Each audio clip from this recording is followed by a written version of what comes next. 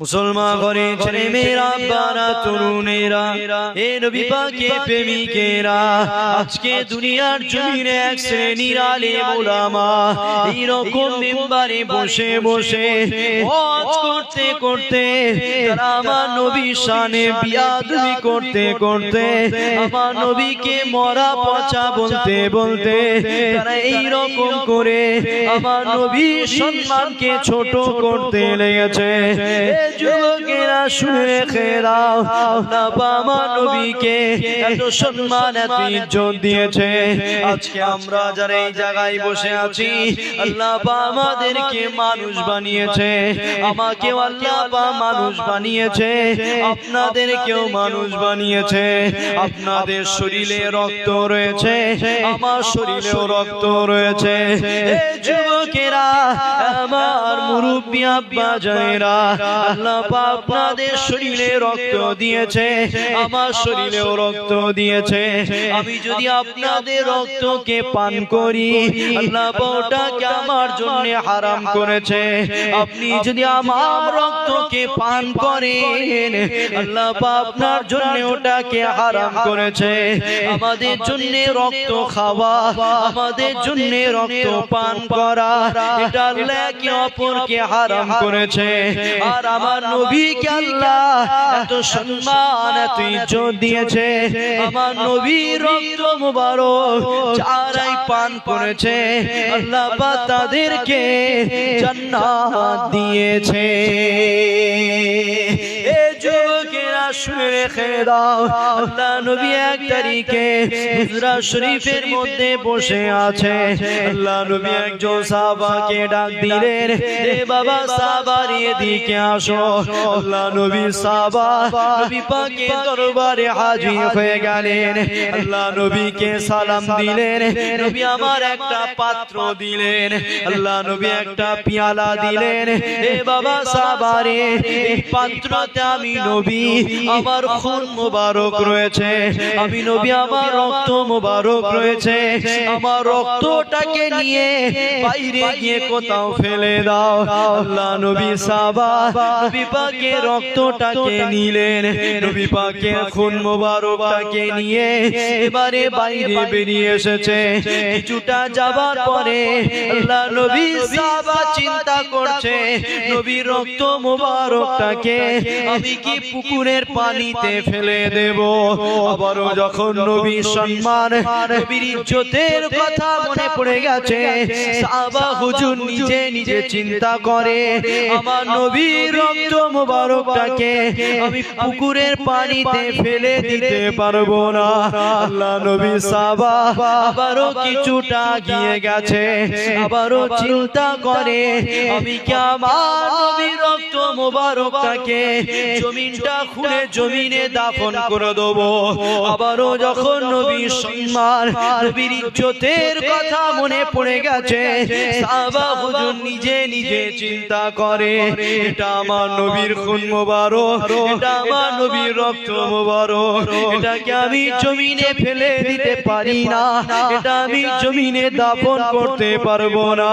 আল্লাহ নবী সাহাবা এই চিন্তা করতে করতে ওই জায়গায় দাঁড়িয়ে আমার নবীর রক্ত মুবারকটাকে পান করে নিলে।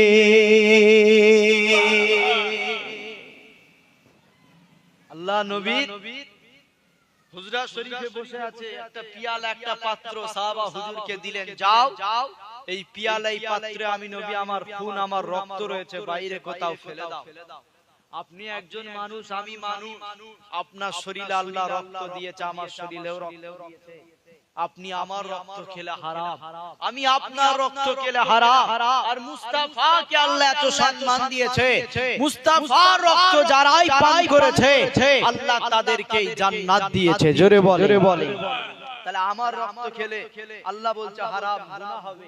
আপনার রক্ত খেলে আল্লাহ বলছে হারাম, গুনাহ হবে। আর মুস্তাফার রক্ত খেলে জান্নাত গেলে সেই মুস্তাফার সঙ্গে আমাদের তুলনা চলে? কিন্তু আজকে সব এক করে দিচ্ছে। নবী আমাদের মতো মানুষ, নবী আমাদের মতো মাটি, সব এক করে দিচ্ছে। এজন্য নবীকে আগে চেনে।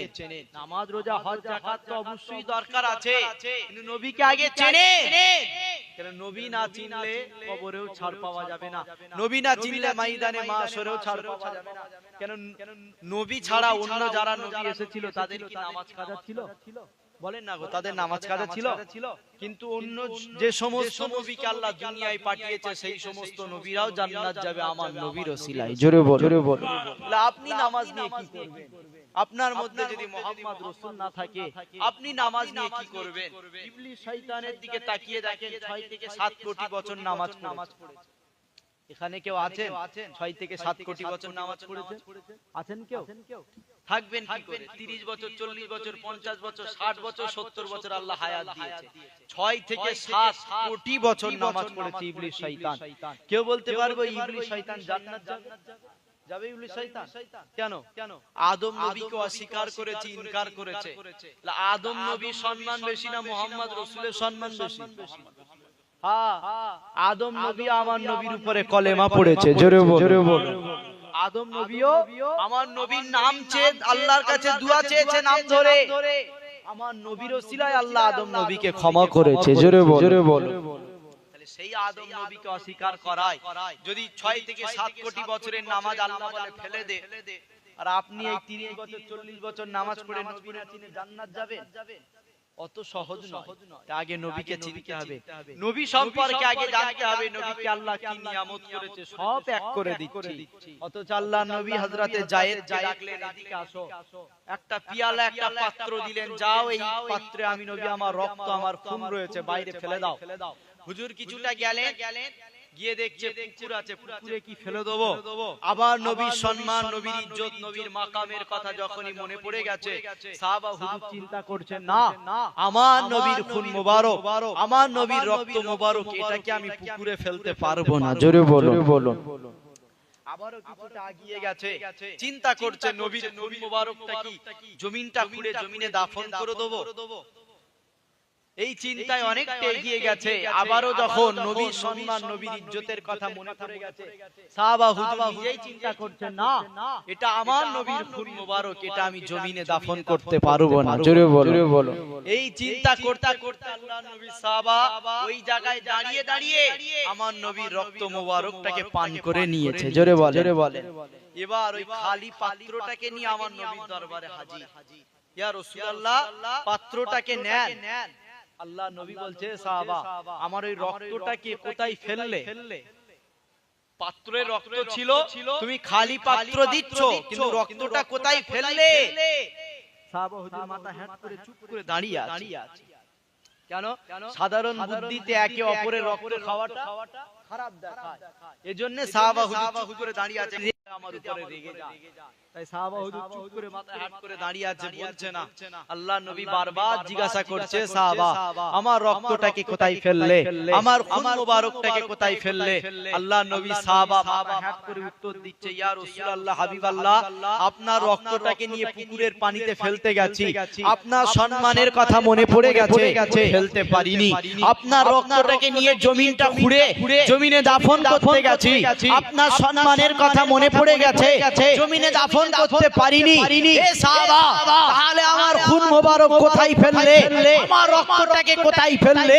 ইয়া রাসূলুল্লাহ, আপনার সম্মানে, আপনার ইজ্জতের খাতিরে আপনার রক্ত কোথাও ফেলতে পারিনি। এ সাহাবা, কোথায় ফেললে বলো?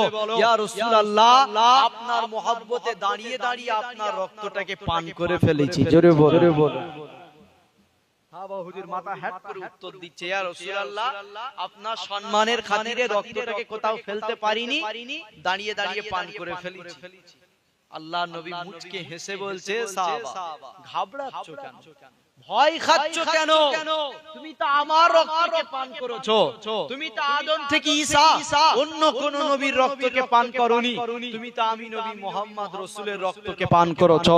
আমি মুহাম্মদ জানিয়ে দিলাম, আমার রক্ত তোমার শরীরে যে জায়গায় প্রবেশ করেছে ওই জায়গাটাকে আল্লাহ জাহান্নামের আগুন হারাম করে দিয়েছে। জোরে বল। ঘাবড়াও কেন, চিন্তা করো কেন? আমি নবী বলছি আমার রক্ত তুমি পান করেছো, এতে ঘাবড়ানোর কিছু নাই, এতে চিন্তিত হওয়ার কিছু নাই। আমার রক্ত পান করাই আল্লাহ ওই ওসিলায় তোমাকে জান্নাত দিবে। জোরে বলো, জোরে বলো।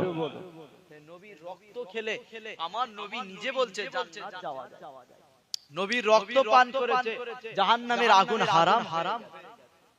সেই নবীকে ভালোবাসলে জাহান্নামে যেতে হবে? নবীকে আগে চেনে, নবীকে আগে চেনে। কেন সাহাবা হুজুররা জান মাল বাপ মা নামাজ সবকিছু কুরবান করেছে মুহাম্মদ রাসূলের প্রেমের খাতিরে। কিন্তু আমরা নামাজ ঠিকমতো পড়ছি, রোজা ঠিকমতো রাখছি, কিন্তু নবীকে কেউ গাল দিলে আমাদের গায়ে লাগে না। নামাজ আমরা পড়ছি, মসজিদের দিকে তাকিয়ে দেখেন এই গ্রামে মুসল্লি আছে না? আছে। কিন্তু নবীকে কেউ মরা বললে এই গ্রামের মানুষের মুখে কথা নাই, নবীকে কেউ পচা বললে এই গ্রামের মানুষের মুখে কথা নাই। তুমি নামাজ পড়ছো, নবীর বিরুদ্ধে কথা বলছো না কেন? ঈমান মজবুত হয়নি, ঈমান পরিপূর্ণ হয়নি। তুমি যদি নামাজ না পড়ে মুহাম্মদ রাসূলের জুতো মুবারক দিয়ে কেউ বিয়াদবি করত, ওই জুতো সম্মানে যদি তুমি তার বিরুদ্ধে প্রতিবাদ করতে, হ্যাঁ আমি বলতাম কোরআন বলছে হাদিস বলছে তোমার ঈমান জিন্দা রয়েছে। জোরে বলো, কারণ আমার নবীর জুতো সাধারণ জুতো নয়, আমার নবীর জুতো সাধারণ জুতো নয়, আমার নবীর জুতো আল্লাহর দিদার লাভ করে এসেছে। জোরে বলো। ওই জুতোর বিরুদ্ধে কেউ কথা বলবে আর আপনি প্রতিবাদ করবেন, তখন আপনি ঈমানদার। নবী থুতুর বিরুদ্ধে কেউ কথা বলবে, আপনি প্রতিবাদ করবেন, তখন আপনি ঈমানদার। নবীর জামা যেটা নবী পোশাক পরতেন, ওই পোশাকের বিরুদ্ধে লেবাসের বিরুদ্ধে কেউ কথা বলবে, আপনি প্রতিবাদ করবেন, আপনি ঈমানদার। নবীর থুতু মোবারক, নবীর পিশাব মোবারক নিয়ে কেউ বিয়াদবি করবে, আপনি কথা বলবেন, আপনি ঈমানদার। নামাজ পড়লে ঈমানদার নয়, রোজা রাখলে ঈমানদার নয়, হজ যাকাত করলে ঈমানদার নয়, দাড়ি রাখলে ঈমানদার নয়, টুপি পরলে ঈমানদার নয়। কেন টুপি পরে মুখে দাড়ি রেখে পরনায় জুব্বা পরে এই রকম মেম্বারে বসে বসেই আমার মতো আলেম ওলামারাই বলছে নবী মরে গেছে। আল্লাহর কোরআন বলছে যাদের সিনায় কোরআন রয়েছে অর্থাৎ হাফেজ, ওই হাফেজদের লাশ কখনো কবর খেতে পারে না। জোরে বল। যাদের সিনায় কোরআন রয়েছে তাদেরকে যখনই কবরে শোয়ানো হয়, আল্লাহ উপর থেকে হুকুম করে কবরের মাটি, যার অন্তরে সিনায় কোরআন রয়েছে আমার ওই বান্দাকে তুই কখনো খাবি না। আর কবরের মাটি উত্তর দিয়ে বলে আল্লাহ আপনার ওই বান্দাটাকে খাবো কি করে, আপনার ওই বান্দিটাকে আমি ভক্ষণ করব কি করে, আপনার ওই বান্দা বান্দি তো আপনার কোরআনকে সংরক্ষণ করে রেখেছে। জোরে বলো। কোরআন বলছে হাফেজের লাশ কবরে জিন্দা, কোরআন বলছে মুমিনের লাশ কবরে জিন্দা, কোরআন বলছে ঈমানদারের লাশ কবরে জিন্দা। আর প্রশ্ন, ঈমানদারটা আমরা হলাম কি করে? যদি কেউ সারা জীবন লা ইলাহা ইল্লাল্লাহ পড়ে ঈমানদার হবে? বলেন ঈমানদার হবে? কি করতে হবে? পাশাপাশি মুহাম্মদ রাসূলুল্লাহ পড়তে হবে, তবে ঈমানদার। তো আমরা নবীকে বিশ্বাস করেছি, নবীকে ভালোবেসেছি, নবীকে মেনে নিয়েছি, কলেমা পড়েছি, নবীর নাম নিয়ে, এজন্য তো ঈমানদার।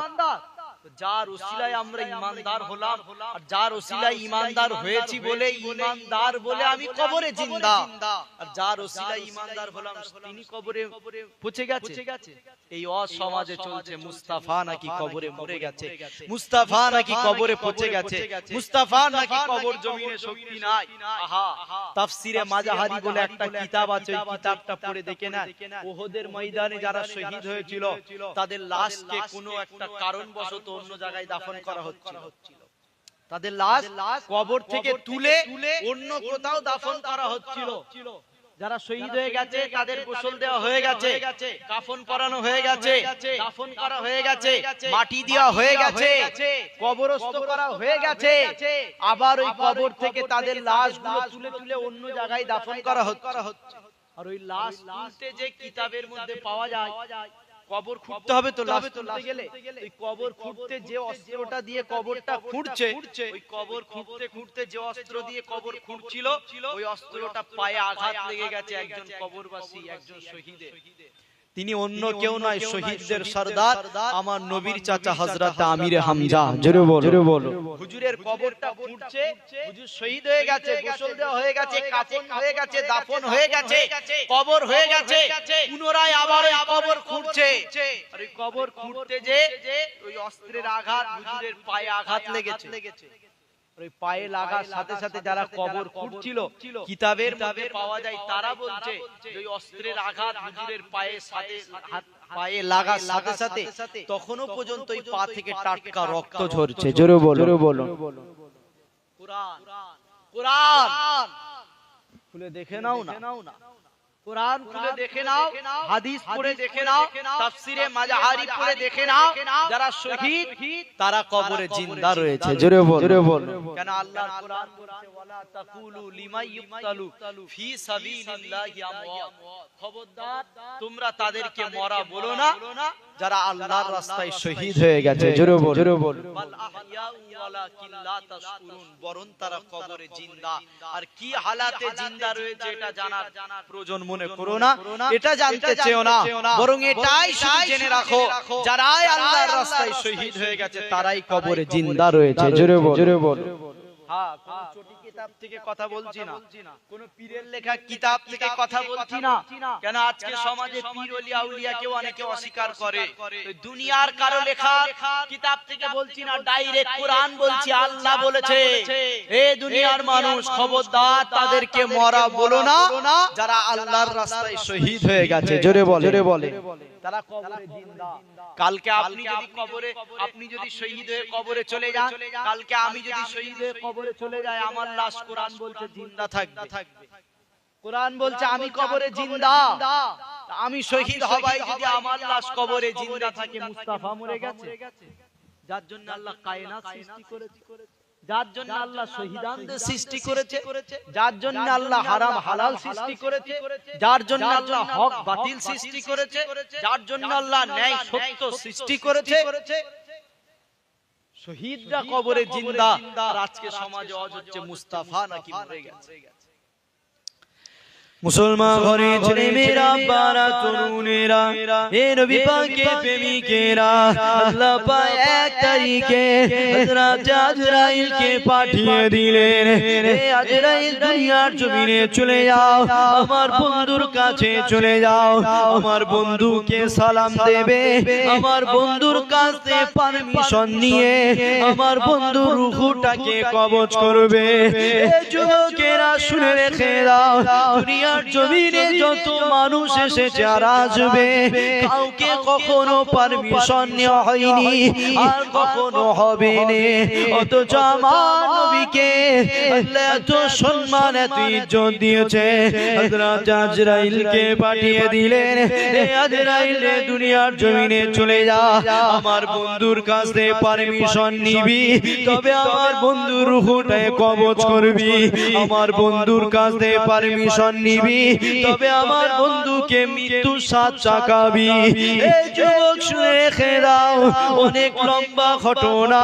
হযরত আজরাইল দুনিয়ার জমিনে চলে আসলেন, আমার নবীকে সালাম দিলেন, আমার নবীর রূহটাকে কবজ করলেন, আমার নবীর রূহটাকে নিয়ে এবারে আরশে আজিমে চলে গেলেন। ও রব্বি আল্লাহ পাক, আপনার হাবিবের শরীর থেকে রূহ মুবারক নিয়ে এসেছি, আল্লাহ আপনার হাবিবের রূহটাকে কোথায় রাখবো আমাদেরকে বলে দেন। আল্লাহ বাবা দিয়ে বলেছিল, এ ফেরেশতারে তোমরা কি জানো না আমি আল্লাহ পাক তাতে রাজি, যাতে আমার বন্ধু মুহাম্মদ রাজি, তোমরা আমার হাবিবের রূহটাকে স্বাধীন দিয়ে দাও, আমার হাবিবের রূহ যে জায়গাতে থাকতে চাই ওই জায়গাতে রেখে দাও। আজকে আমার হাবিবের রূহ আসবে, এর জন্য আমি আল্লাহ 8টা জান্নাতকে সাজিয়েছি, আমার হাবিবে যে জায়গায় পছন্দ পছন্দ হয় আমার হাবিবের রূহ যে জায়গাটা ভালো মনে করে ওই জায়গাতে থাকতে দাও কেননা আল্লাহ পাক এক তারিখে হযরত আদম শফিউল্লাহকে জিজ্ঞাসা করেছিল হে আদম তেরা রেজা কিয়া হে হে আদম তুমি কিসে খুশি হযরত আদম শফিউল্লাহ বলেছিলেন আল্লাহ পাক আপনি যাতে খুশি আমি আদম শফিউল্লাহ তাতে খুশি ঈসা মুসা দাউদ ইব্রাহিম তোমরা কিসে রাজি তোমরা কিসে খুশি সমস্ত নবীরা বলেছিল আল্লাহ পাক আপনি যাতে রাজি আপনি যাতে খুশি আমরা নবীরা তাতে রাজি তাতে খুশি আমার আল্লাহ আওয়াজ দিয়ে বলেছিল এ নবীরা ঠিক আছে আমি আল্লাহ যাতে রাজি খুশি তোমরাও তাতে রাজি খুশি কিন্তু তোমরা কি এটা জানবে না আমি আল্লাহ কিসে রাজি আমি আল্লাহ কিসে খুশি ওই সময় সমস্ত নবীরা বলেছিল আল্লাহ আপনি কিসে খুশি আপনি কিসে রাজি আমাদেরকে বলেন আমার আল্লাহ ওই সময় বলেছিল এ নবীরা শুনে রেখে দাও আমার বন্ধু মুহাম্মদ যাতে রাজি আমি আল্লাহ তাতে রাজি নবী মরে গেছে নবী পচে গেছে এই সমাজে চলছে এজন্য নামাজ রোজা হজ যাকাত এগুলো তো শিখাতেই হবে আগে নবীকে আমাদেরকে চিনতে হবে কাউকে কখনো পারমিশন নেওয়া হয়নি কিন্তু মুহাম্মদ রাসূলকে আল্লাহ বলছে আজরাইল যা পারমিশন নিয়ে তবে রূহ কবজ করবি জোরে বলো পারমিশন নিয়ে তারপরে রূহ কবজ করবি নবীকে সালাম দিলেন পারমিশন নিয়ে রূহটাকে কবজ করলেন আর শাহজিমে নিয়ে গেছে আল্লাহ কোথায় রাখবো দুনিয়ায় আপনার হাবিবের রূহ আপনার হাবিবের শরীরে ছিল এবারে কোথায় রাখবো আল্লাহ বলছে আমার হাবিবের রূহটাকে স্বাধীন দে যে জায়গায় থাকতে চাই ওই জায়গায় রেখে দে জোরে বল 8টা জান্নাত ঘুরে ফেলেছে নবীর রূহ 8টা জান্নাতকে ঘুরে নেবার পরে আবারো আরশে আজিমে এসেছে এবার নবী রূহ বলছে আল্লাহ আমি কোথায় থাকবো আমি কোথায় থাকবো আল্লাহ বলছে কেন 8টা জান্নাতকে সাজিয়েছি যে জান্নাত যে জায়গায় ভালো লাগে ওই জায়গায় থেকে যাও আমার নবী রূহ উত্তর দিয়ে বলেছিল আল্লাহ আপনার জাত পাকের কসম করে বলছি আপনার হাবিবের শরীরের কাছে আপনার 8টা জান্নাতের কোনো দাম নাই জোরে বল আল্লাহ আপনার জাত পাকের কসম করে বলছি আপনার হাবিবের শরীরের কাছে আপনার 8টা জান্নাতের কোনো দাম নাই আল্লাহ বলছে হাবিবের রূহ ঠিক আছে তাহলে আমার 8টা জান্নাতের থেকে আরশে আজিম অনেক সুন্দর আমার আরশে আজিম অনেক দামি তাহলে তুমি আমার আরশে আজিমে থেকে যাও আমার নবী রূহ উত্তর দিয়ে বলেছিল আল্লাহ আপনার হাবিবের শরীরের কাছে আপনার আরশে আজিমেরও কোনো দাম নাই জোরে বলো এবার আল্লাহ কুদরতি হাসা হেসে বলছে হ্যাঁ আমার হাবিবের রূহ তুমি ঠিকই বলেছো আমার হাবিবের শরীরের মতো দ্বিতীয় কিছু হবে কি করে থাকবে কি করে বানানে ওয়ালা তো আমি আল্লাহ কায়নাতকে তো আমি আল্লাহ বানিয়েছি আর যে আল্লাহ আমি বানিয়েছি সে আল্লাহ আমিই বলছি হাবিবের শরীরের মতো দ্বিতীয় আর কিছু সৃষ্টি করিনি আর কখনো করবো না জোরে বলো এজন্য তুমি ঠিকই বলেছো 8টা জান্নাত আরশে আজিম কেন দুনিয়ায় কোনো জিনিস নাই যেটা আমার হাবিবের শরীরের সঙ্গে মিস হয় জোরে বলো তাহলে এবারে কোথায় রাখবে দুনিয়ায় আমার নবীর শরীরের মধ্যে ইজ্জতওয়ালা জায়গা কিছুই না ইজ্জতওয়ালা জায়গা থেকে রূহটাকে বার করে নিয়েছে এবারে কোথায় রাখবে ফারিস্তারা বলছে আল্লাহ কোথায় রাখবো আল্লাহ বলছে জান্নাতে রাখলে হাবিবের সম্মান ছোট হবে কেননা জান্নাতের তুলনায় হাবিবের শরীর জিসম মুবারক অনেক দামি আরশে আজিমে রাখলে আমার হাবিবের সম্মান ছোট হবে কেন আরশে আজিমের থেকে আমার হাবিবের শরীর জিসম মুবারক অনেক দামি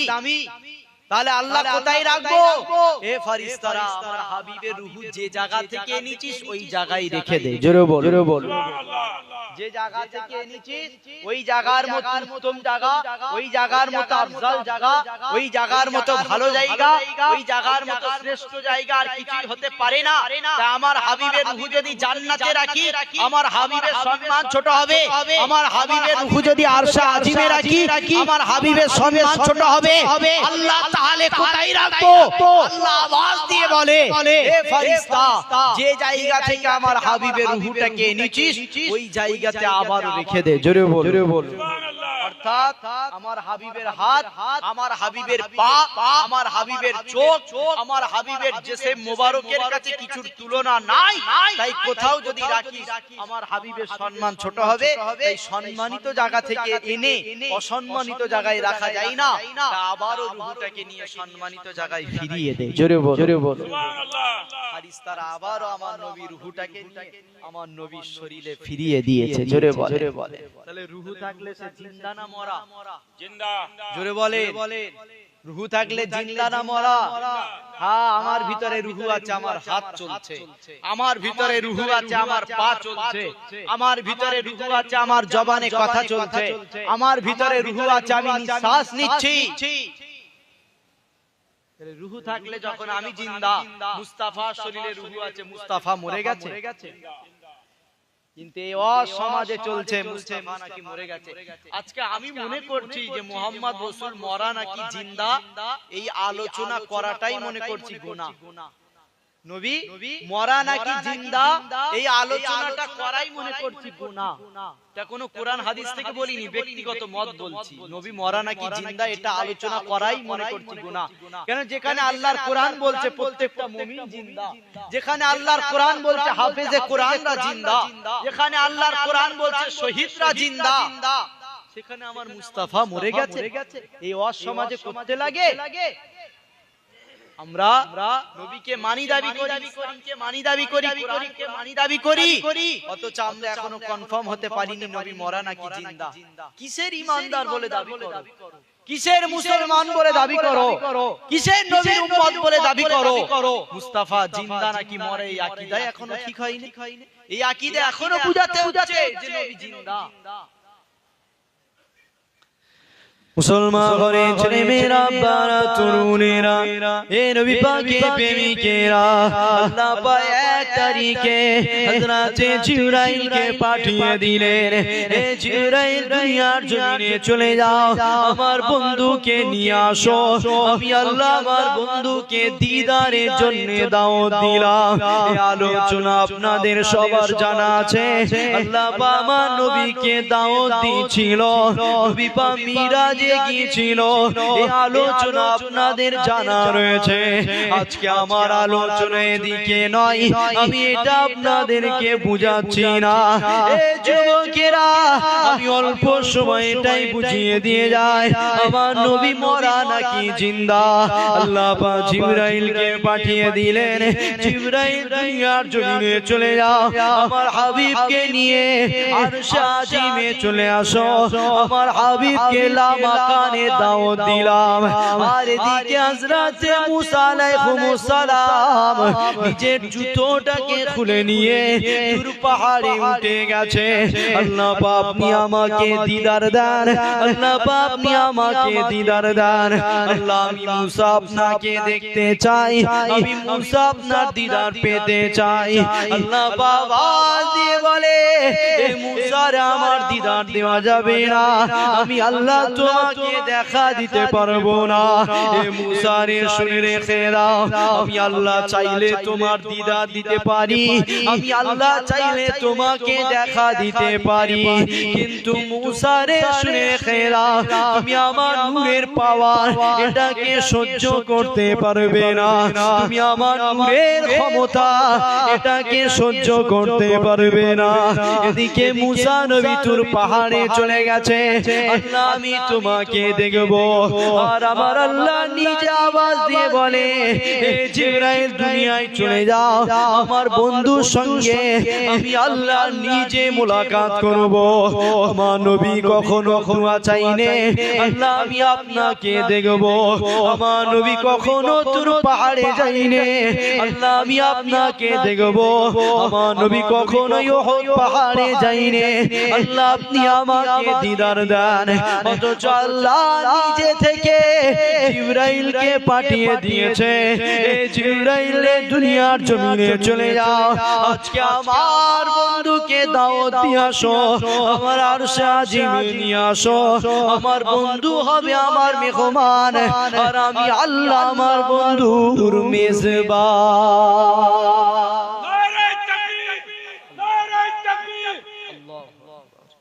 এ জিবরাইল দুনিয়ার জমিনে চলে যাও, আজকে আমার বন্ধুকে গিয়ে লা মাকানের দাওয়াত দিয়ে আসো। জোরে বল, আমার বন্ধুকে আমি আল্লাহ দিদারের জন্য ডেকেছি।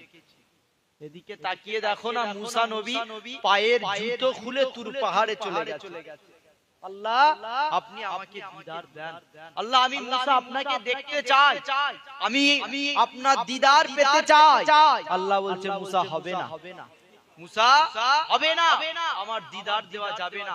এই যাবে না এখানে আল্লাহ বুঝিয়ে দিয়েছে যে আল্লাহ দিদার দিতে পারে, মুসা নবী ওই দিদার সহ্য করতে পারবে না। জোরে বল, যাবে না এ কথার অর্থ এটা নয় যে আল্লাহ পারে না। আল্লাহ পারে না এমন কিছু আছে? হ্যাঁ, তাই পারে না এ কথার অর্থ এটা নয় যে আল্লাহ পারে না, দেবে না। মুসা নবী আল্লাহর নূরের পাওয়ার সহ্য করতে পারবে না, তাই জোরে বল। আল্লাহ বলছে মুসা মনে করো না আমি আল্লাহ পারি না, আমি আল্লাহ চাইলে দিদার দিতে পারি, তুমি সহ্য করতে পারবে না, তাই দেব না। আর এদিকে আমার নবী কখনো উহুদ পাহাড়ে গিয়ে বলেন আল্লাহ আমাকে আপনার দিদার দেন, কখনো তুর পাহাড়ে গিয়ে বলেন আল্লাহ আপনার দিদার দেন। আল্লাহ নিজে থেকে জিবরাইলকে পাঠিয়েছে, যাও আমার বন্ধুকে লা মাকানের দাওয়াত দিয়ে আসো, আমি আল্লাহ আমার বন্ধুর মেজবান, আর আমার বন্ধু হবে আমার মেহমান। জোরে বল। জিবরাইলকে দুনিয়ার জমিনে পাঠিয়ে দিলেন। হযরতে জিবরাইল দুনিয়ায় এসে দেখছে আমার নবী ঘুমিয়ে আছে। আলোচনা শুনছেন আপনারা? হ্যাঁ, বিদায় নেব, শরীর খুব খারাপ, তথাপি এসেই পড়েছি, ছোট ছোট করে আলোচনা করছি, বুঝার চেষ্টা করেন, নবীকে চিনাচ্ছি। হযরতে জিবরাইলকে আল্লাহ পাঠিয়ে দিলেন। জিবরাইল দুনিয়ায় এসে দেখছে নবী ঘুমিয়ে আছে, নবীকে নিয়ে আসমানে যাবে, আরশে আজিমে আল্লাহর দিদারে যাবে। জিবরাইল এসে দেখছে নবী ঘুমিয়ে আছে। আল্লাহ উপর থেকে আওয়াজ দিচ্ছে, জিবরাইল আমার বন্ধুকে জাগিয়ে বিয়াদবি করবি না। জোরে বল। নবীর শানে আমরা কথা বলি, আমাদের জবানে তাসির নাই। নবীর শানে আমরা কথা বলি, আমাদের জবানে লাগাম নাই। নবীকে মরা পচা বলতে আমাদের ভয় হয় না, অথচ আল্লাহ আমার নবীর আদব শিখাচ্ছে, হে জিবরাইল আমার নবীর ঘুমকে ভাঙাস না। জোরে বল। আমরা বলি দাঁড়া চাপা, হাদিপুর, রেলগেট, কালীতলা, এইরকম বলতে বলতে যদি বলে দিই মক্কা, এটা কখনো মানা যাবে? যখনই মক্কা বলবো কি বলতে হবে? মক্কা শরীফ, মক্কা শরীফ, মদিনা শরীফ। একটা আদব আছে, বাংলা, ইংরেজি, ইতিহাস, ভূগোল, অঙ্ক, কোরআন হয়ে গেল। কোরআন যখন বলবো কি কোরআন শরীফ, একটা আদব আছে। কিন্তু নবীর শানে আদব তো দূরের কথা, নবীকে মরা পচা এসব বলতেও আমরা ভয় করছি, অথচ আল্লাহ নবীর আদব শিখাচ্ছে। নবী ঘুমাচ্ছে, জিবরাইলকে বলছে ডাকিস না। হযরতে জিবরাইল চুপ করে দাঁড়িয়ে আছে নবীর পায়ের কাছে। আল্লাহ বলছে, জিবরাইল মাথাটাকে হ্যাট কর, মাথাটাকে হ্যাট কর। কেন কায়নাতের বাদশার সামনে দাঁড়িয়ে আছিস? জোরে বল। কেন দুনিয়ার জমিনে ভাই ভাইকে গিফট দেয়, তোহফা দেয়, নজরানা দেয়, ছেলে মাকে গিফট দেয়, আর আল্লাহ নবীকে সৃষ্টি করেছে, এই দুনিয়াকে সৃষ্টি করেছে, আর আল্লাহ আমার নবীকে কাসিম বলেছে। আল্লাহ আমার নবীকে কায়নাতের বাদশাহী দিয়েছে। জোরে বল। ভাই ভাইকে যেমন গিফট দেয়, তোহফা দেয়, নজরানা দেয়, ছেলে মাকে গিফট দেয়, তোহফা দেয়, নজরানা দেয়, আর আল্লাহ কায়নাতকে সৃষ্টি করেছে, আর নবীকে কাসিম বলে এই কায়নাতটাকে আমার নবীকে নজরানা দিয়েছে। জোরে বল। আল্লাহ বলছে, হে জিবরাইল, এই কায়নাত আমি আল্লাহ যাকে নজরানা দিয়েছি তার সামনে দাঁড়িয়ে আছিস, মাথাটাকে হ্যাট কর। জিবরাইল মাথাটাকে হ্যাট করলেন, বেশ অনেকক্ষণ হয়ে গেছে, নবী ঘুমিয়ে আছে, ঘুম থেকে ওঠে না।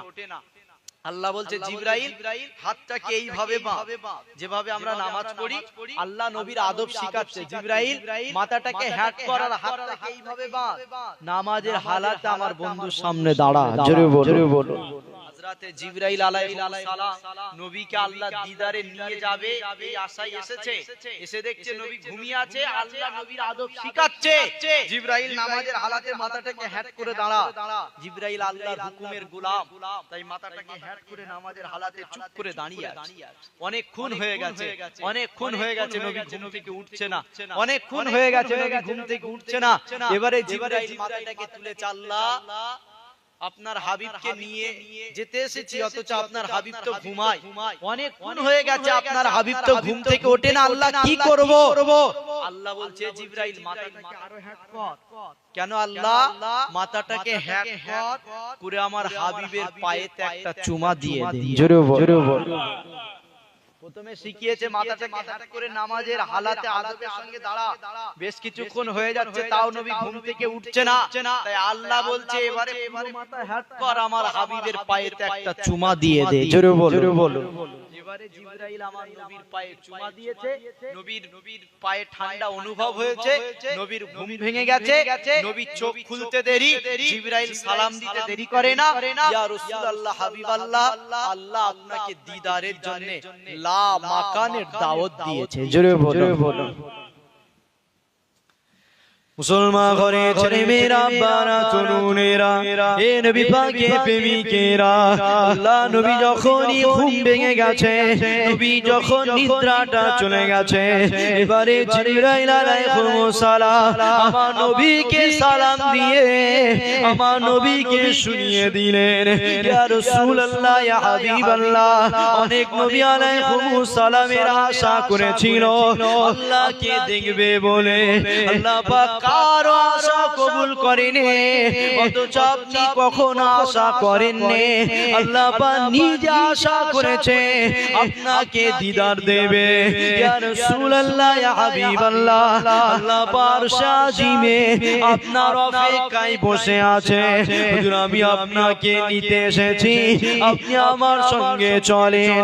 হযরতে জিবরাইল আলাইহিস সালাম আমার নবীকে নিয়ে সাদা রঙের একটা বুড়াকে তুলে হযরতে জিবরাইল আলাইহিস সালাম এবারে আমার নবীকে নিয়ে আরশ আজিমে যেতে লাগলেন। আরশ আজিমে যাওয়ার আগে প্রথমে আল আকসা মসজিদে যাবে, ওই জায়গাতে 2 রাকাত নামাজ হবে, সমস্ত নবীদেরকে নিয়ে নামাজ পড়ে তারপরে আসমানকে ভেদ করে আরশ আজিমে যাবে। কিন্তু আমার নবী নিজে বলতে লেগেছে, মুসলিম শরীফের হাদিসের মধ্যে পাওয়া যায়, নবী আমার নিজে বলতে লেগেছে, হযরতে জিবরাইল যখন আমি নবী আমাকে নিয়ে আল আকসা মসজিদে যেতে ছিল, ওই আল আকসা মসজিদে যাওয়ার আগে আমি নবী হযরতে মুসা নবীর কবরকে দেখতে পেয়েছিলাম। আর মুসা নবীর কবর দেখেছিলাম এটা নয়, আমার নবী নিজে জানিয়েছে মুসা তার কবরে জিন্দা নামাজ পড়ছে। আল্লাহ আমার নবীকে দিদার দিয়েছে, মিরাজে গেছে, ওয়াজে ঘটনা তো আপনাদের জানা আছে, এদিকে আমার আলোচনা নয়, আমি শুধু এটাই বুঝাতে চাইছি, শোনো, এটাই বুঝাতে চাইছি আমার নবী মরা নাকি জিন্দা। কেন আজকে সমাজে নবী মরে গেছে, পচে গেছে, এই ওয়াজ হচ্ছে, তাই বুঝাচ্ছি নবী মরা নাকি জিন্দা। জিবরাইল নিয়ে আরশে আজিমে যাবে, মিরাজে যাবে, এদিকে যাওয়ার আগে প্রথমে আল আকসা মসজিদে হাজির হবে, 2 রাকাত নামাজ পড়বে। কিন্তু এই যাওয়ার আগে মুসলিম শরীফের হাদিস আমার নবী নিজে বলছে, এই আল আকসা মসজিদে যাওয়ার আগে আমি নবী হযরতে মুসা নবীর কবর দেখেছিলাম। আর শুধু মুসা নবীর কবর দেখেছিলাম এটা নয়, ওই কবরে মুসা জিন্দা হালাতে নামাজ পড়ছে। জোরে বলো। আবার আমার নবী বলছে যে মুসা তার কবরের ভিতরে শুধু নামাজ পড়ছিল এটা নয়, আমার নবী নিজে বলছে যে মুসা নবী তার কবরের উপরে জিন্দা নামাজ পড়ছিল। জোরে বলো। তা আমার নবী আগে নিয়ে এসেছে না মুসা নবী? বলেন বলেন নবী হয়ে কে দুনিয়ায় এসেছে আগে? মুসা নবী দুনিয়ায় এসেছে মানুষ হয়ে, নবী হয়ে তিনি দুনিয়ায় এসে দুনিয়াদারি করে গেছে, মৃত্যুবরণ করেছে, দুনিয়া থেকে চলে গেছে, পর্দা নিয়েছে। এই চলে যাবার হাজার হাজার বছর পরে আল্লাহ নবী সেদিন মিরাজে গিয়ে ওই মুসা নবীর কবর দেখেছে, আর মুসা নবীর কবরে মুসা নবী জিন্দা নামাজ পড়ছে। জোরে বল। শুধু তাই নয়, আর একটু আগিয়ে চলে আল্লাহ নবী এদিকে দেখে গেছে মুসা নবী কবরে জিন্দা নামাজ পড়ছে। কেন? মুসা নবী বলেছিল আল্লাহর কাছে, আল্লাহ আল আকসা মসজিদ থেকে ঢিল ছোড়া দূরত্বে আমার কবর হোক, এটা আমি মুসা আমার আশা। আল্লাহ কবুল করেছিল। আল আকসা মসজিদ থেকে ঢিল ছোড়া দূরত্বে হযরতে মুসা নবীর কবর। তাই নবী ওই মিরাজের রাতে আল আকসা মসজিদে ঢোকার আগেই দেখছে মুসা নবীর কবর। আর যে মুসা নবী আমার নবী দুনিয়ায় আসার আগে দুনিয়া থেকে চলে গেছে, কবরস্থ হয়ে গেছে, দাফন কাফন হয়ে গেছে, এই দুনিয়া থেকে চলে যাবার পরেও হাজার হাজার বছর পরে তার কবরে জিন্দা নামাজ পড়ছে। জোরে বল। নবী সেটা নিজে চামড়ার চোখে দেখে এসেছে মিরাজ। শুধু তাই নয়, আবার আস্তে আস্তে এটা দেখে নবী এগিয়ে গেলে আল আকসা মসজিদে ঢুকেছে। নাম শুনেছেন তো এই মসজিদটা? আল আকসা মসজিদ। এই মসজিদে নবী ঢুকেছে। আমাদের প্রথম কিবলা যেটা ছিল, ওই মসজিদে নবী ঢুকে দেখে আদম থেকে ঈসা নবী আসার আগে যত নবী এসেছিল সমস্ত নবীরা লাইন দিয়ে কাতার দিয়ে আমার নবীর পিছনে ইক্তেদা করে দাঁড়িয়ে আছে। জোরে বল। তাহলে আমার নবী সৃষ্টি হয়েছে সবার আগে, কিন্তু সবার পরে দুনিয়ায় এসেছে। আর নবী আসার আগে 1 লক্ষ মতান্তরে 2,24,000 নবী রাসূল এসেছিল। আর যত নবী এসেছিল সবাই দুনিয়ায় এসেছে, দুনিয়াদারি করে চলে গেছে। সবার পরে আমার নবী এসেছে। আর যিনি সবার পরে এসেছে উনি নিজে বলছেন, যিনি আমার আগে যত নবী এসেছে সবাই ওই আল আকসা মসজিদে হাজার হাজার বছর পরে জিন্দা জীবিত হালাতে নামাজ পড়েছে। জোরে বল। তাহলে সমস্ত নবীরা জিন্দা, আর আমার নবী মরে গেছে। কি গো সমস্ত নবীরা জিন্দা, আর আমার নবী মরে গেছে। আল্লাহ আদম শাফিউল্লাহকে ডেকে বলেছে, আদম তোমার কলেমা লা ইলাহা ইল্লাল্লাহ মুহাম্মাদুর রাসূলুল্লাহ। এই ঈসা মুসা দাউদ ইব্রাহিম সমস্ত নবীদেরকে বলেছে তোমাদের কলেমা লা ইলাহা ইল্লাল্লাহ মুহাম্মাদুর রাসূলুল্লাহ। সমস্ত নবীরা আমার নবীর উপরে কলেমা পড়েছে। আমার নবী কোন নবীর উপরে কলেমা পড়েনি। আমার নবীর কলেমা আল্লাহ দিয়েছে লা ইলাহা ইল্লাল্লাহ আমি মুহাম্মাদুর রাসূলুল্লাহ। জোরে বল। সমস্ত নবীদের কলেমা আমার নবীর নাম, অথচ আমার নবী কলেমা নিজের নামে পড়েছে। সমস্ত নবীরা যার উপরে কলেমা পড়েছে ঈমানদার হয়েছে, সমস্ত নবীরা জিন্দা। আর যার খাতিরে সমস্ত নবীদেরকে আল্লাহ সৃষ্টি করেছে, আজকে ওয়াজ হচ্ছে সেই নবী নাকি মরে গেছে। শুধু তাই নয়, আল্লাহ নবী দেখে এসেছে মুসা নবী কোথায় নামাজ পড়ছিল? বলেন কবরে। আর ওই কবর থেকে এগিয়ে এসে আল আকসা মসজিদ, নবী আল আকসা মসজিদে ঢুকে দেখে এদিকে মুসা নবী ঢিল ছোড়ার দূরত্বে কবরে নামাজ পড়ছিল। আবার ওই ঢিল ছোড়ার দূরত্বে আল আকসা মসজিদে নবীর পিছনে মুসা নবী ইক্তেদা করে নামাজ পড়ছে। জোরে বল। নবী এই দেখে আসলো যে মুসা কবরে জিন্দা নামাজ পড়ছে। আবার নবী এই দেখে আগিয়ে এসে আল আকসা মসজিদে ঢুকেছে। ওই মসজিদের ভিতরে মুসা নবী আমার নবীর পিছনে দাঁড়িয়ে আছে। জোরে বল। এখানেই শেষ নয়, আরো আগিয়ে চলে। আল্লাহ নবী 2 রাকাত নামাজ আদায় করে নিয়ে এবারে আস্তে আস্তে প্রথম আসমানে গেলেন। প্রথম আসমানে দারওয়ান ফেরেশতা বলছে, কে আপনি, কোথা থেকে এসেছেন, আপনার পরিচয় দেন। জিবরাইল বলছে, আমি জিবরাইল, আপনার সঙ্গে কি? আমার সঙ্গে মুহাম্মদ রাসূল। নবীর নাম করার সাথে সাথে আসমানের দরজা খুলে গেছে। প্রথম আসমানেই গিয়ে দেখছে হযরতে আদম নবী বসে আছে। জোরে বল। প্রথম আসমানে কে? আদম নবী দুনিয়ায় এসেছিল না আসেনি? ইন্তেকাল হয়েছিল না হয়নি? হয়েছিল। কবরস্থ হয়েছিল না হয়নি? আদম নবীর কবর কোথায় জানেন? বলতে পারবেন কেউ? কোথায়? মিনার মসজিদের খয়েফের নিচে।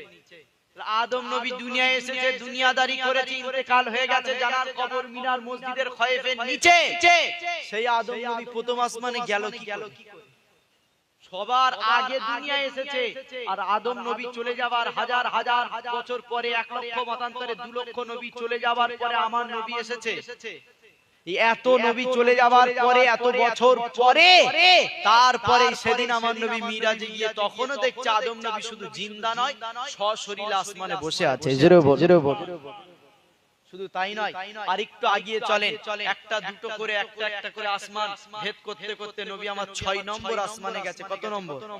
6 নম্বর আসমানে গিয়ে দেখছে, ওই 6 নম্বর আসমানে নবী ঢুকতে দেরি, হযরতে মুসা নবীকে দেখতে আমার নবী দেরি করে না। জোরে বল, জোরে বল। 6 নম্বর আসমানে কার সঙ্গে দেখা? হযরতে নবী মুসা আলাইহিস সালামের সঙ্গে 6 নম্বর আসমানে দেখা হয়েছে। তাহলে মুসা নবী প্রথম কোথায় ছিল? কবরে। দ্বিতীয় মসজিদে। তৃতীয় 6 নম্বর আসমান। শুধু এখানেই শেষ নয়, আরো আগিয়ে চলে। আমার নবী আল্লাহ দিদারে মিরাজে গিয়ে জাহান্নাম জান্নাত ঘুরে দেখেছিল না দেখেন? দেখেছিল। নবী নিজে বলছে, মুসলিম শরীফের হাদিস, গল্প বলছি না, দুনিয়ার কারো কথা বলছি না, আমার নবী নিজে বলছে। মুসলিম শরীফের হাদিস খুলে দেখো, নবী আরশে আজিমে গিয়ে মিরাজে গিয়ে জান্নাত জাহান্নাম ঘুরে দেখেছে। আর নবী যখন জান্নাতে ঢুকতে যাবে, এই জান্নাতে ঢুকতে দেরি হযরতে নবী মুসা আমার নবীকে মারহাবা ইয়া মুস্তাফা বলে জান্নাতে ওয়েলকাম স্বাগতম করতে দেরি করে না। জোরে বল, জোরে বল। তাহলে জান্নাতে দেখা, জোরে বলে। হ্যাঁ, জান্নাতেও মুসা নবী। তাহলে কবার দেখা হলো? কবার? 4 বার। প্রথমে কবরে, দ্বিতীয় মসজিদে, তৃতীয় আসমানে, চতুর্থ জান্নাতে। তাহলে 4 বার কার সঙ্গে দেখা? মুসা নবী। সেই মুসা নবী আমার নবী আসার আগে দুনিয়ায় এসেছে। সেই মুসা নবী আমার নবী দুনিয়ায় আসার আগে নবী হয়েছে। সেই মুসা নবী আমার নবী দুনিয়ায় আসার আগে ইন্তেকাল হয়েছে। সেই মুসা নবীর কবরস্থ হয়েছে। সেই মুসা নবী দুনিয়া থেকে পর্দা নিয়েছে। আর মুস্তাফা বলছে, আমার নবী বলছে, মুসা নবীর সঙ্গে আল্লাহ দিদারে মিরাজে গিয়ে একবার নয়, দুবার নয়, 4 বার দেখা হয়েছে। জোরে বলে, জোরে বলে। কোন মুফতি সাহেব, অন্য কোন যারা সব সময় কোরআন হাদিসকে নিয়ে রিসার্চ করে, তারা যদি আরো বেশি পায় আলাদা কথা। কেউ যদি 5 জায়গায় পেয়ে যায় তো আলহামদুলিল্লাহ, আরো বেশি জায়গায় দেখা হয়েছে। কিন্তু আমি যতটা দেখেছি 4 জায়গায়, এর কম কেউ বলতে পারবে না। কেন? আমি দেখে নিয়েছি 4 জায়গায় মুসা নবীর সঙ্গে দেখা হয়েছে। যদি কেউ বলতে চাই, বেশি বলতে হবে, কমানোর কোনো জায়গা নাই। তাহলে মুসা নবীর সঙ্গে 4 বার দেখা হয়েছে আমার নবীর, এটা কোরআন হাদিসের সত্য কথা। যে নবী মুসা আমার নবীর উপরে কলেমা পড়েছে, যে নবী মুসা আমার নবীকে নবী বলে মেনে নিয়েছে, যে নবী মুসা আমার নবী আসার আগে দুনিয়া থেকে চলে গেছে, আমার নবী নিজে সাক্ষ্য দিয়ে বলছে, সেই মুসার সঙ্গে জান্নাতে গিয়ে 4 বার দেখা হয়েছে। জোরে বল, জোরে বল। সেই মুসার সঙ্গে মিরাজে গিয়ে 4 বার দেখা হয়েছে। আর এই 4 বার দেখাটা কতক্ষণের মধ্যে? কতক্ষণ জানেন? এই 4 বার দেখাটা 1 মাস ধরে, 2 মাস ধরে, 3 মাস ধরে নবী দেখেছে 4 বার। কতক্ষণ জানেন? কোরআন খোলেন, 15 পারা, সুবহানাল্লাযী আসরা বিআবদিহি লাইলাম মিনাল মাসজিদিল হারাম ইলাল মাসজিদিল আকসা। জোরে বলুন। আল্লাহর কোরআন বলছে, আমি আমার হাবিবকে রাতের কিছু অংশে মক্কার জমিন থেকে আল আকসা মসজিদ হিজরত করিয়েছি। জোরে বলুন। রাতের কিছু অংশে। তো আমি ধরে নিলাম পুরো রাত, আমি ধরে নিলাম একটা পুরো রাত।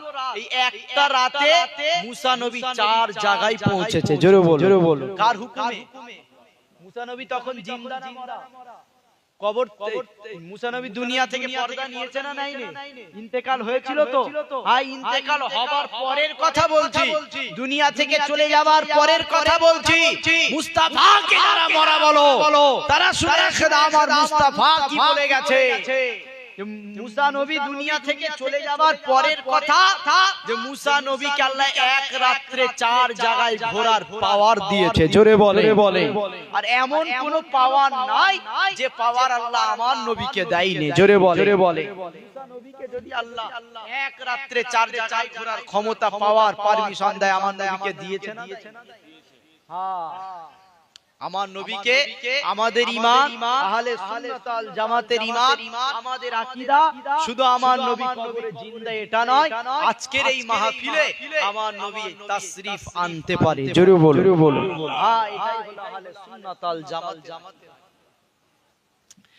মুসলমান ঘরে ছেলে মেয়েরা বারা তরুণেরা এ নবী পাকের প্রেমিকেরা এদিকে আল্লাহর কোরআন জানিয়েছে সুবহানাল্লাযী আসরা বিআবদিহি লাইলাম মিনাল মাসজিদিল হারাম ইলাল মাসজিদিল আকসা।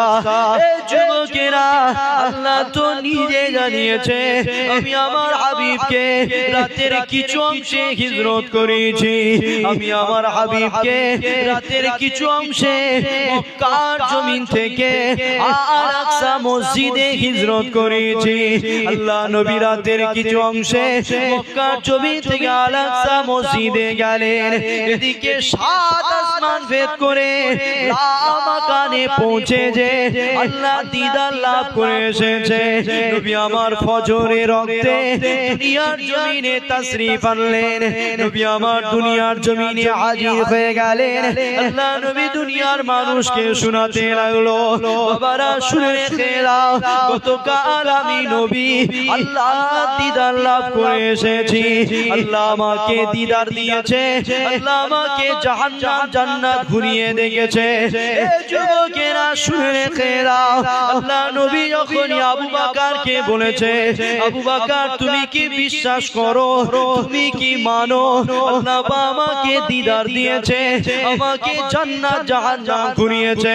আবু বকর সিদ্দিক কোনো কথা ছাড়া আমার নবীর কথাকে মেনে নিয়েছে, কোনো প্রশ্ন ছাড়া আমার নবীর কথাকে মেনে নিয়েছে। আমার নবী ওই সময় বলেছিল এ আবু বকর শুনে রেখে দাও, অনেকে আমার কথাকে অস্বীকার করেছে, অনেকে আমাকে পাগল বলেছে, অনেকে আমার কথাকে মানেনি, অনেকে আমাকে পাগল বলেছে। এ আবু বকর শুনে রেখে দাও, তুমি যখন কোনো প্রশ্ন ছাড়া আমার কথাকে মেনে নিলে আবু বকর শুনে রেখে দাও, আমি তোমাকে খালি হাতে ফিরিয়ে দেব না। তুমি আমার কথাকে মেনে নিয়েছো, এজন্য আমি তোমাকে সিদ্দিক লকাব দিয়ে দিলাম।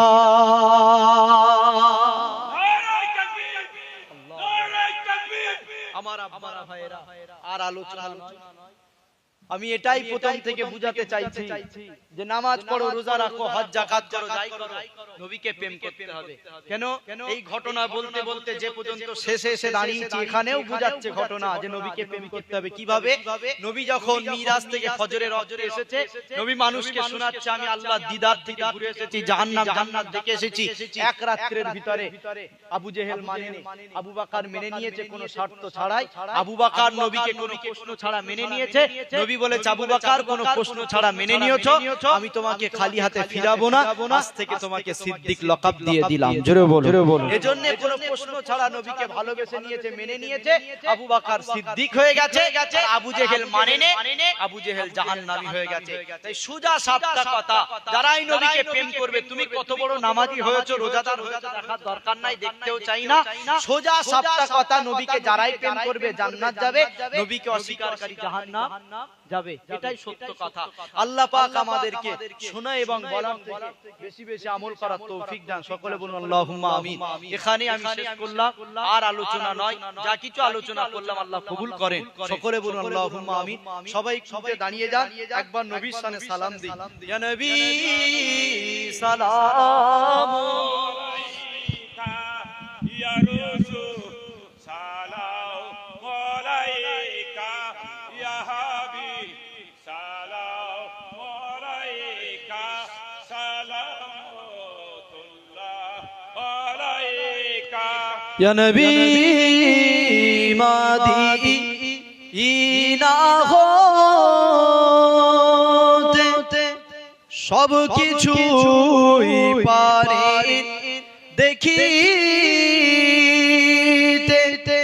মোদের লাশ কবরে এ রাখিলে লইবে না ও নকরে। ইয়া নবী সালাম, ইয়া রাসূল সালাম, ইয়া হাবিব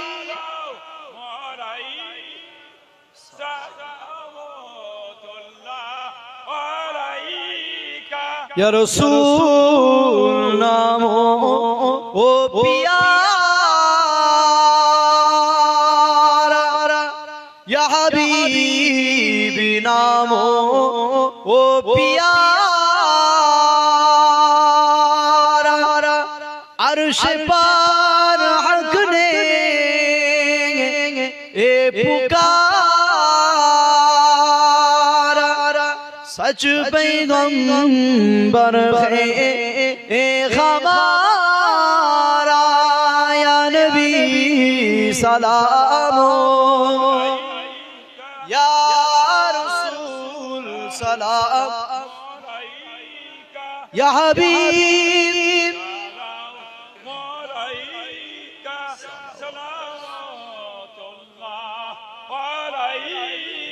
সকলে বসেন।